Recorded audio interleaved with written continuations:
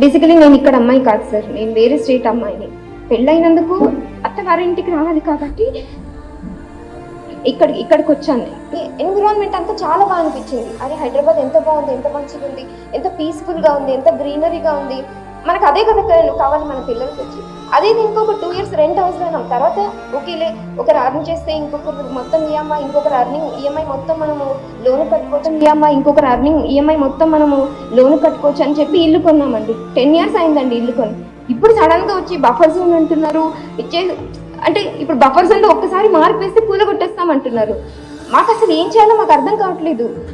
ఇంకా 2035 దాకా మాకు ఈఎంఐస్ ఉన్నాయి. వాళ్ళు బ్యాంక్ వాళ్ళు ఏం చెప్తున్నారంటే ఇల్లు ఉన్నా లేకపోయినా మేము ఈఎంఐ కట్టాలంటున్నారు. అదేలా అవుతుంది? అండ్ దీంతో పాటు ఇంకొకటి ఏంటంటే ఈఎంఐ కట్టకపోతే మా మీద రివర్స్ కేర్స్ వేస్తారంట. అంటే మేము ఇల్లీగల్గా వాళ్ళకి డాక్యుమెంట్స్ ఇచ్చి మేము ఇచ్చేసామని మా మీద వేస్తారు. సో ఏదైనా బర్డన్ మేము బేర్ చేయాలండి. ఇంత కష్టపడి అండ్ మోర్ ఓవర్ మేము ఒక మంచి ఫ్యామిలీ నుంచి వచ్చిన వాళ్ళం. మనకంటూ కొంటే అవన్నీ కష్టాలు డ్రీమ్స్ ఉంటాయి, అన్నీ ఉంటాయి, అవన్నీ ఫుల్ఫిల్ చేస్తాం. అవన్నీ కష్టాలు ఎదుర్కొంటూ మేము ఈ స్టేజ్కి వచ్చాం.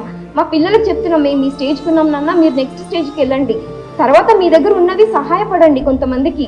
మనం ఉంది చాలా, మన దగ్గర ఉంది అంతవరకు వచ్చి ఇప్పుడు సడన్గా ఇలా అన్నీ చెప్తే చాలా బాధగా ఉందండి.